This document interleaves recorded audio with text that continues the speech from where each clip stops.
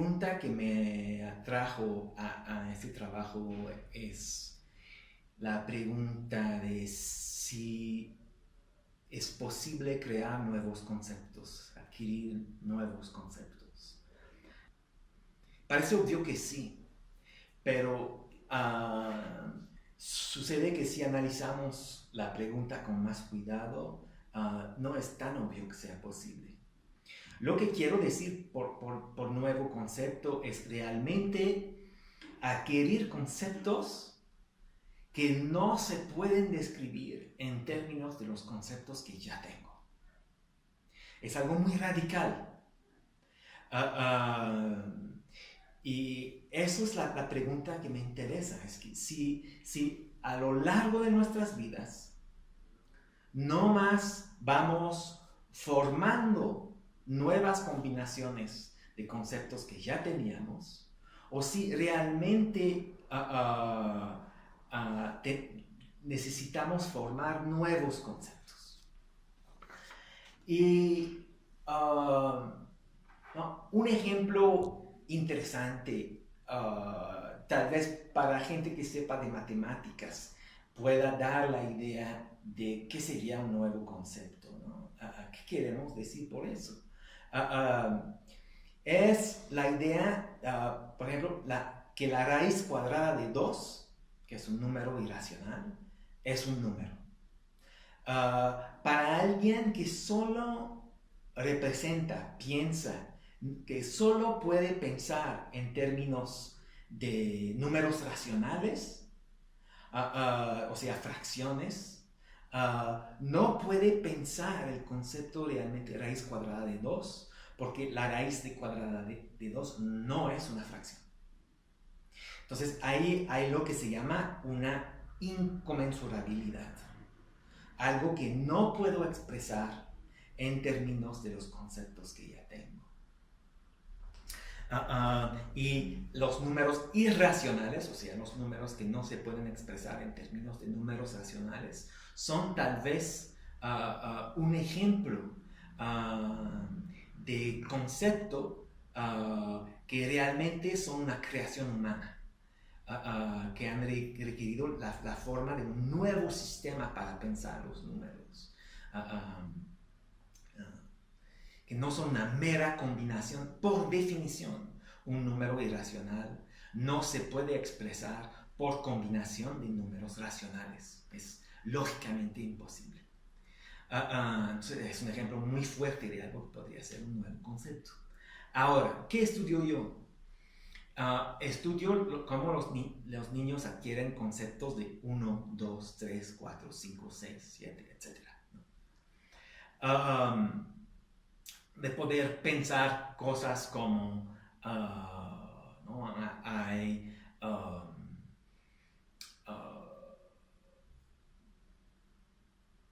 5 letras en la palabra 5, ¿no?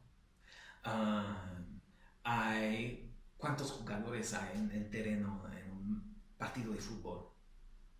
Sí. Bueno, 22, ¿no? Hay 22 jugadores en un partido normal de fútbol en el cual nadie ha sido sacado por carta roja, etc. Hay 22 jugadores de fútbol. ¿Cómo puedo tener un concepto que se aplique, que sé que se aplica correctamente a los jugadores de fútbol, pero no se aplica a jugadores en un partido de hockey, por ejemplo, porque en ese caso hay 12? Entonces, ¿cómo adquiero esos conceptos? Y no, pues una manera que podríamos imaginar es que tengo el concepto de 1. Y 2, pues es 1 y 1, y 3 es 1 y 1 y 1, o 2 y 1, y 3 es 2 y 1, y 4 es 3 y 1, etc. ¿no? Así estoy nomás combinando conceptos que ya tenía. Pero hay evidencia de que los conceptos numéricos, algo tan básico como 5, requiere la creación de un nuevo sistema de representación, de la misma manera que los números irracionales. ¿Cómo sabemos eso? Pues primero, observación muy interesante de que el ser humano, en edad baja, 2, 3, 4 años, empieza a contar. Y es algo que tiende a interesar a los niños, aunque tal vez eso dependa de la cultura. Puede recitar un niño de, por ejemplo, en una cultura que pone mucho énfasis en el número, como la nuestra, o peor aún, hijos de académicos y personas así, un niño puede empezar a contar correctamente hasta 6 o 7 o 10 a los 2 años. Pero entender qué significa eso se tarda muchísimo. ¿Qué significa entender qué significa contar? Pues algo tan básico como que si cuento no sé, tengo 6 cosas y las cuento correctamente, 1, 2, 3, 4, 5, 6, la última palabra que dije contando es la palabra que representa el número de cosas que había. Parece la cosa más obvia del mundo, mucho más accesible que la raíz cuadrada de 2. Pero sucede que los niños se tardan meses o años, hasta años, entre el momento que empiezan a contar y el momento que entienden eso. Se ve, por ejemplo, ilustraciones muy claras de esto. Serán niños que contan, no sé, 6 cosas y luego se les pregunta, entonces, ¿cuántas hay? Y dicen 2. Entonces no saben que la última palabra representa el número de cosas que hay. Y se ha observado también sistemáticamente que los niños no pueden entender el significado de la palabra que designa 5, por ejemplo, 5 en francés o 5 en inglés. No entienden qué significa esa palabra o no, hasta entender el conteo. O sea, lo que se ha observado en árabe, en japonés, en coreano, en vasco, en catalán, en español, en chimane, que es un lenguaje de un pueblo de Bolivia, en eslovaco, en ruso, y por supuesto en inglés, es que los niños van aprendiendo el significado de las palabras una por una. O sea, primero aprenden qué significa 1 y luego cualquier otra cantidad es 2. Luego aprenden que 2 se aplica solamente cuando hay 2 y no cuando hay más. Pero lo demás, hay 8, el niño te va a decir que son 3 y hay 3 te van a decir que son 8. Y luego aprende 3. Y a veces luego aprende 4. Y pueden pasar meses entre el momento que el niño entiende qué significa 1 y el momento en el cual entiende qué significa 2. Y luego meses entre, por ejemplo, los niños que aprenden árabe, se quedan meses o incluso hasta un año sabiendo qué significa 2, pero todavía no sabiendo qué significa 3. Entonces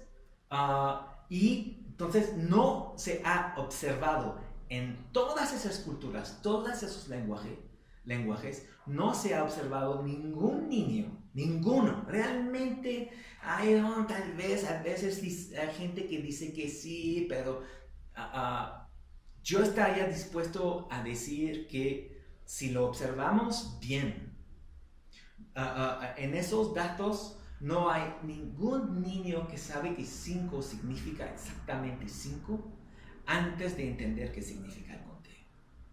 Entonces, eso sugiere 2 cosas. Okay, primero, hemos visto que los niños se tardan muchísimo en entender qué significa contar. Y otro dato importante es que no todos los lenguajes tienen un sistema de conteo. Todavía existen culturas que no tienen conteo. En el día de hoy son culturas, se ha observado eso en culturas de la Amazonia, los Piraja y los Munduruku, no tienen palabras para designar números más grandes que 4.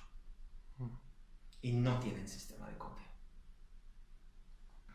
Entonces, el conteo no es universal y los niños se tardan muchísimo en entender qué significa. Ahora, eso es muy diferente a, por ejemplo, no sé, la regla para formar el pasado de un verbo en inglés, que los niños ya manejan a los 3 años y no se tardan mucho en aprenderla. Entonces, aquí, digo, una suposición importante del trabajo es que cuando un niño ya maneja ciertos conceptos anteriormente a adquirir un lenguaje, aprender el significado de la palabra asociada con este concepto es fácil, ¿no? Entonces se cree que aprender la regla de la formación del pasado en inglés, ¿no? ADD, el pasado de play es played, el pasado de... no puedo pensar en inglés ahorita, pero bueno, ya entienden la idea. Eso es algo que los niños logran aprender con bastante facilidad. No tiene este patrón como el conteo, que pueden hacerlo, pero se tardan meses o años en entender lo que significa. No se observa eso. Entonces, una de las preguntas muy interesantes del desarrollo cognitivo es ¿por qué hay ciertas palabras o estructuras sintácticas cuyo significado es fácil de aprender y otras que es difícil, ¿no? Por supuesto, podríamos decir, pues, escuchan unas palabras más que otras, pues eso es una explicación que a mí no me interesa nada. Los casos interesantes son los casos en los cuales se escuchan con igual frecuencia los dos tipos de palabras, pero hay algunas que son fáciles de aprender y otras no. Para mí la respuesta está en la mente del niño. Hay ciertas cosas que el niño se puede representar, ciertos conceptos que ya maneja, que lo permiten interpretar con facilidad lo que dice el adulto, y otras palabras que no. No, la dificultad, la explicación de la dificultad está en la estructura de la mente del niño, no en la estructura del ambiente. Entonces, todos estos datos sugieren que conceptos tan básicos y a primera vista tan sencillos como 5, 6, 7, 8, 9, 10, son parecidos en cuanto al proceso involucrado en su adquisición, son parecidos a conceptos como la raíz cuadrada de 2, en que requieren la adquisición, involucran la adquisición de un nuevo sistema conceptual. Y eso es lo que me interesa.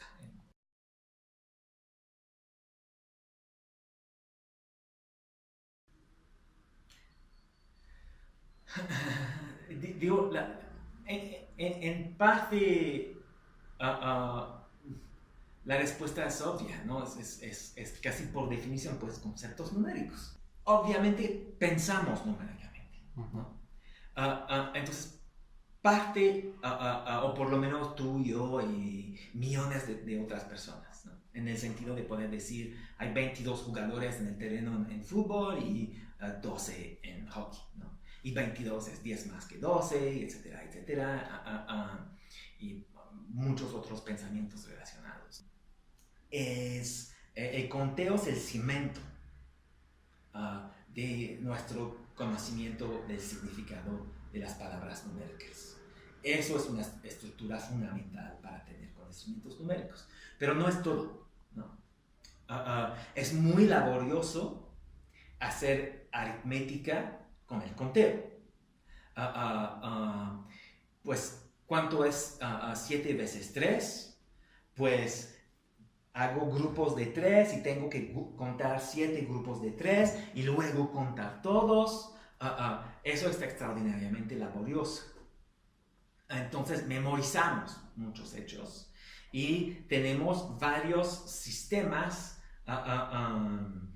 que nos permiten hacer aritmética sin tener que ir contando cada cosa, ¿no? Conocemos el sistema de valor-posición, por ejemplo, el sistema escrito, que nos permite calcular una infinidad potencial de hechos, y hay también el lenguaje, que es otro aspecto de mi investigación. Por ejemplo, cuando digo 223, estoy haciendo sumas y multiplicaciones implícitamente. En el código del lenguaje hay sumas y multiplicaciones. Estoy diciendo 200, entonces tengo dos grupos de 100 más 20 más 3.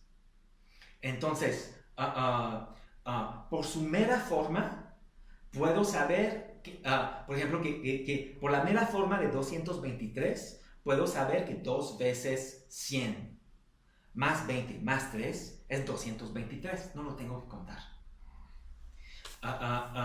Entonces, eso es otra estructura cuya adquisición estoy estudiando con estudiantes ahora. Y hay varios aspectos. Tal vez uno de los descubrimientos más importantes de la investigación del conocimiento numérico es que el pensamiento numérico no consiste en un solo sistema de pensamiento, pero en una gran variedad. Y es posible que en parte la facilidad con la aritmética tiene que ver con ser capaz de hacer, no es todo, hay otros aspectos, pero uno de los aspectos va a consistir en ser capaz de hacer conexiones fluidas, poder pasar de una manera de pensar los números a otra con fluidez.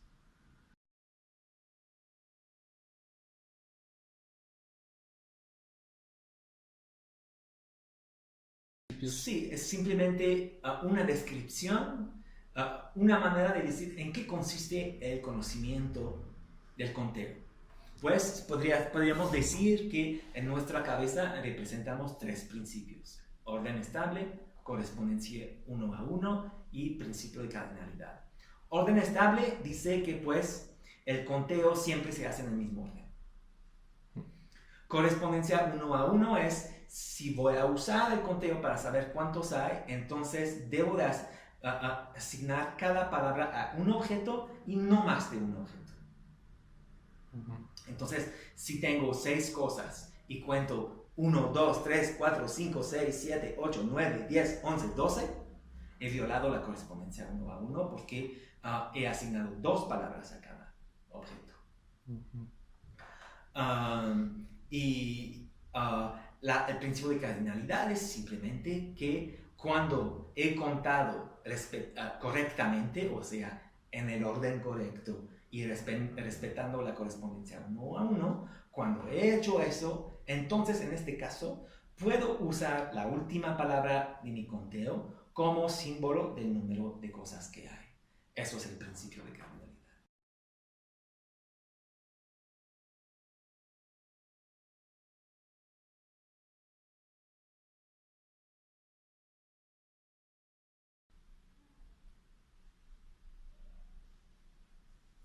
Lo que es claro es que el uso de una lista de símbolos, ¿no?, los tres principios de los que acabamos de describir, de definir, usar esos tres principios para representar números, eso es un invento humano. No nos viene de la evolución.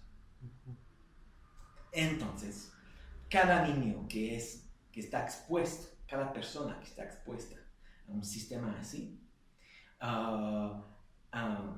adquiere esa manera de representar el número a lo largo de su desarrollo. Pero, y eso me lleva a varias cosas, pero para aprender, en eso estoy de acuerdo con Jerry Fodor y Platón. No logro entender otra manera, y Chomsky, etc. Aprendemos, para poder aprender, tenemos que ya tener un sistema representacional. Ya tenemos que poder tener, por sistema representacional solo quiero decir, tenemos que tener la capacidad de pensar. Tengo que tener un sistema cognitivo perceptual que me permita interpretar el mundo. Sin eso soy una piedra. Y entonces, aunque sea aprenda, ¿no? Adquiera este sistema de conteo a lo largo de mi desarrollo, no es algo que me da la filogenia, no es producto de selección natural. Para aprenderlo, tengo que basarme en algo más, ¿no? Es como decir, no puedo llegar al tercer piso si no hay una escalera que me lleva ahí. ¿No? Y no puedo, mejor aún, ¿no? La metáfora, no puedo construir un tercer piso sin haber previamente construido una fundación y el primer piso y el segundo piso. Pues para mí el aprendizaje es igual. Aprendemos en términos de las maneras que tenemos anteriormente de representar el mundo. Y el caso, y algunas de esas, no podemos decir, pues el niño de 10 años aprende en términos de su manera de pensar de 9 años, y así en un momento vamos a llegar al bebé que sale de la panza de la mamá, ¿no? Entonces, debe de haber, y eso lo han reconocido todos los que han pensado en el aprendizaje, que sean empiristas o racionalistas o lo que quieras. Debe de haber algún sistema que nos permita aprender. Por eso te hacía la pregunta, ¿no? ¿Quieres saber el sistema de aprendizaje o los conceptos numéricos? ¿No? All right. Y eso necesariamente viene de la filogenia. En el caso de los números hay evidencia muy fuerte que tenemos varias, ya como bebés, de 6 meses o menos. Tenemos maneras de pensar el mundo numéricamente que no son los mismos sistemas que maneja un niño de 5 años, por ejemplo. Pero sí ya hay algo. Y lo que es muy interesante, algo que se ve muy claramente, es la capacidad de representar, por ejemplo, un bebé de 10 meses. Si se esconden 3 cosas en una cajita y se sacan 2, el bebé sabe que todavía hay una. Y si se esconden 4 y se saca solo una, ¿no? Saco una de 4 y todavía quedan 3. El bebé ya no sabe qué hay en la caja. Entonces hay un límite muy fuerte al número de cosas que puede representar el bebé simultáneamente, que es 3. Y lo que es extraordinariamente interesante es que les nombré una gran cantidad de lenguajes en los cuales el proceso de aprendizaje de los números funciona de la misma manera. En árabe, en vasco, en chimán, en eslovaco, en ruso, en japonés, etc. ¿No? Ok. ¿Cuál era el número que los niños no pueden aprender sin entender el conteo? 5. En todas esas culturas, sistemáticamente, los números que los niños sí aprenden antes de aprender el significado del conteo son 1, 2, 3 y a veces 4. Y este rango, 1, 2, 3, corresponde a la cantidad de objetos que un bebé de 10 meses puede representar en una caja. Eso no es un accidente. El sistema que se usa para aprender 1, 2, 3 y tal vez 4 es el mero mismo sistema que usa el bebé para acordarse de cuántos objetos hay en la caja. Está haciendo exactamente lo mismo. Y ahora, otra parte de mi investigación ha sido de comprobar realmente si eso es cierto. Y ahora, gracias he hablado de, trabajo en adquisición del conteo, que eso hice con Elia Soto Alba, que contribuyó a eso, estudiante del programa. como el lenguaje 223, ¿no? Es una manera de hacer aritmética. Eso lo estudió Aldo Mauricio Ferrari Belmont, y ahora lo está estudiando María de la Mora. Gracias. Y esto de si realmente los conceptos, si queremos, que usan los niños para aprender 1, 2, 3, son los mismos conceptos que un bebé se usa para acordarse de cuántas cosas hay en una caja. Lo estudió David Apablaza, que son todos estudiantes del programa. Y tenemos evidencia. Sería complicado explicar, es muy difícil meterse adentro de la cabeza para decir es realmente este sistema. Pero ahora hay una cantidad enorme y la convergencia entre estudios con adultos, tanto conductuales que neurocientíficos, y estudios con adultos, estudios con niños, estudios hasta con bebés, usando ambos tipos de métodos conductuales y evidencia neurocientífica, por ejemplo, electrofisiología. La convergencia entre todos estos tipos de datos usando tareas diferentes, etc., es de una para mí es uno de los grandes éxitos de las ciencias cognitivas. Ha sido el estudio del número por la extraordinaria convergencia que hay entre una cantidad enorme de métodos. Y una de las cosas que muestran es que el sistema que usa un niño para aprender 1, 2, 3 es el mismo sistema que usa un bebé para acordarse de cuántas cosas hay en una caja.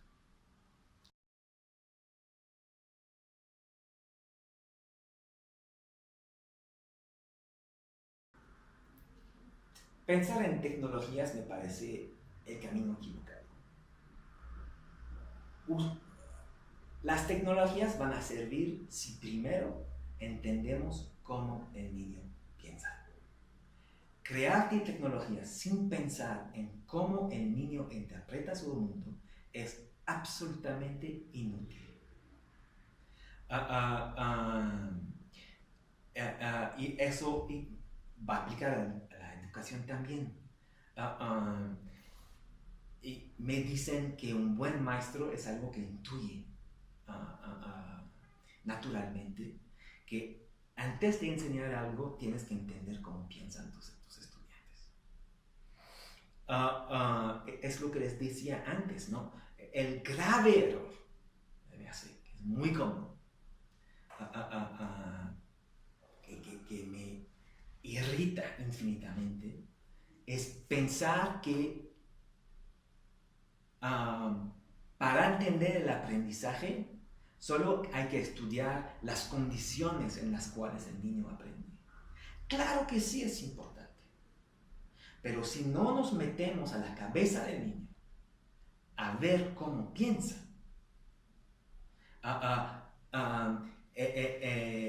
nuestras intervenciones educativas van a ser incompletas, incluso hasta arbitrarias. Porque esto es la estructura de la mente del niño o del aprendiz, puede ser un adulto, es lo que determina cuál es la intervención educativa que va a funcionar, no al revés. Eso es algo de que estoy convencido. Y creo que hay muchos ejemplos de ello. Y en cuanto a lo que estudio,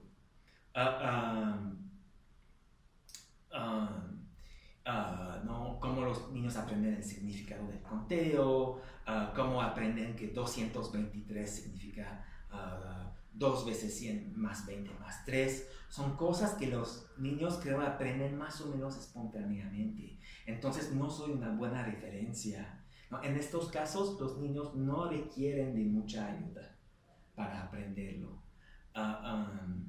Entonces no soy una buena referencia para... No he pensado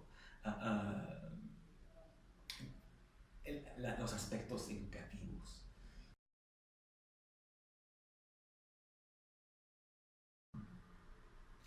Lo que me fascina es ver cómo la mente, la estructura de la mente, deja huellas en la conducta, en el lenguaje, de pensar las cosas desde adentro hacia afuera, ¿no? El ejemplo que les he dado es, la cuestión es por qué se observa en todas las culturas estudiadas hasta ahora este hecho de que no hay niños que aprenden el significado de 5 antes de haber aprendido a contar. No tiene que ver con el uso del lenguaje en sus comunidades. Estamos hablando de comunidades tan diferentes como de un pueblo de cazadores de Bolivia, en el cual la educación es mínima, y japoneses. Y este hecho de que no se aprende el significado de 5 antes de haber aprendido a contar es cierto en ambas culturas. Entonces la pregunta es ¿por qué? Y ahí vemos la huella de la estructura de la mente en el aprendizaje del niño. De que hemos visto tiene que ver con que cognitivamente el niño no puede representar más que 4 con los conceptos, con los sistemas cognitivos que maneja. Eso es la explicación. La explicación viene de adentro. Y es en este sentido que las ideas de Chomsky en cuanto al lenguaje, por ejemplo, tienen mucho sentido para mí, ¿no? Si tenemos una gramática universal, no lo sé. Pero ha de haber algo, un punto inicial, un punto de principio. Y este punto inicial se puede ver en la estructura, en características del aprendizaje del niño, de cómo el niño va aprendiendo y características que se van a reflejar tal vez en todos los lenguajes del mundo.